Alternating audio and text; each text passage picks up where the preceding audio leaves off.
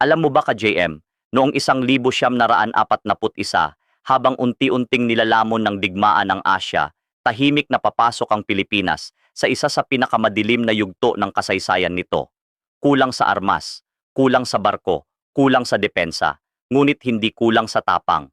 Sa dagat ng Bataan, sa gitna ng hamog at maalon na tubig, may isang maliit na patrol boat na naglalayag, isang barkong kahoy, luma, payak. Halos walang laban sa makabagong puwersa ng kaaway. Ito ang Q112 Abra, bahagi ng Philippine Offshore Patrol. Sakay nito ang ilang Pilipinong marino. Pagod, alerto, at alam ang panganib na maaaring sumalubong sa kanila anumang oras. At sa pamumuno ng barkong ito, isang batang opisyal ng hukbong dagat, si Lieutenant Ramon Alcaraz. Hindi siya sikat, hindi siya kilalang bayani noon. Isa lamang siyang Pilipinong nanumpang ipagtanggol ang bayan, kahit pakulang ang sandata at walang katiyakan ang kinabukasan. Habang binabaybay nila ang dagat, isang tunog ang bumasag sa katahimikan. Isang ungol ng makina mula sa himpapawid.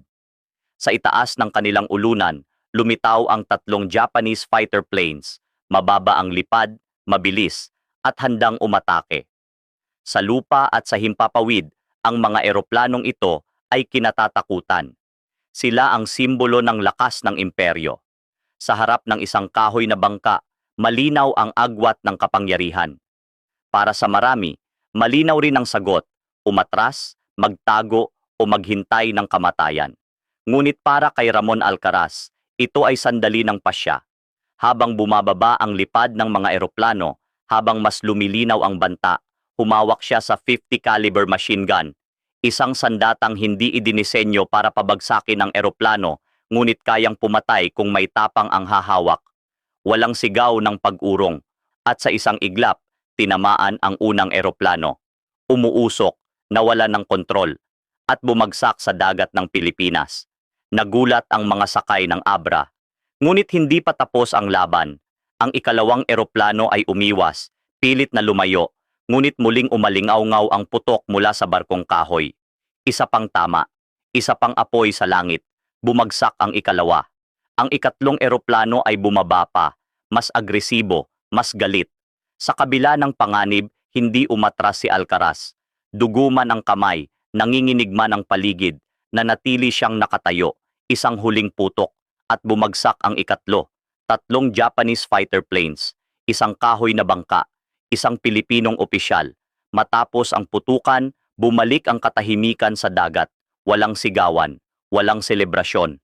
Tanging alon, usok, at mga lalaking tahimik na napagtantong nakaligtas sila sa isang laban na hindi dapat napanalunan. Ngunit ang digmaan ay hindi doon nagtapos. Makalipas ang ilang linggo, bumagsak ang Bataan.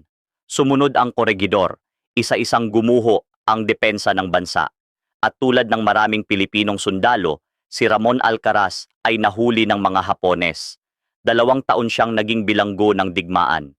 Gutom, sakit, hirap, araw-araw na pagsubok sa katawan at isipan. Ngunit hindi kailanman nabihag ang kanyang dangal. Hindi niya isinuko ang kanyang pagkatao.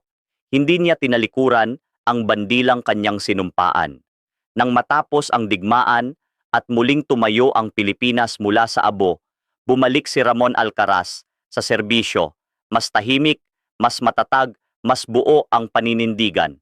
Hindi niya ipinagyabang ang kanyang nagawa, mas pinili niyang magturo, maglingkod, tumulong sa muling pagtatayo ng Philippine Navy. Lumipas ang mga dekada.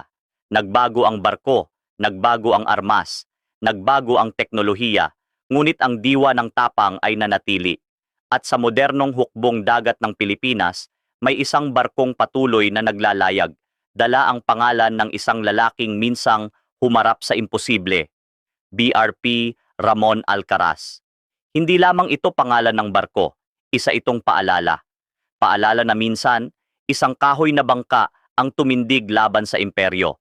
Na minsan, may Pilipinong tumangging umatras. Na minsan, ang tapang ay nanaig laban sa takot. Hindi lahat ng bayani ay may rebulto. Ang iba, may alaala. At ang alaala ni Ramon Alcaraz ay kwento ng bansa, kwento ng isang araw noong 1941, na nagpabago sa kahulugan ng imposible. Hindi ito palaging itinuturo, pero dapat alalahanin. Dahil ang tunay na lakas ng isang bayan ay hindi nasusukat sa laki ng barko o kapal ng bakal, kundi sa laki ng pusong handang tumayo, kahit mag-isa, para sa inang bayan.